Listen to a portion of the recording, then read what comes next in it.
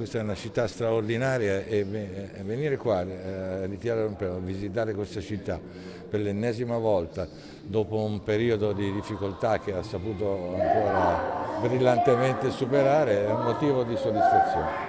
Ma non sono venuto tantissime volte a Venezia, sono venuto a giocare diverse volte, sia con la Juve, con l'Inter, ed è sempre stata un'esperienza particolare, no? Il motoscafo, l'albergo, il motoscafo per andare allo stadio, al Sant'Elena, è sempre stata una cosa particolare e anche difficoltoso giocare qua, mi pare di aver anche perso, se non sbaglio, una volta. E poi insomma, il piacere di ammirare sempre, ogni volta, un qualcosa di straordinario, no? Perché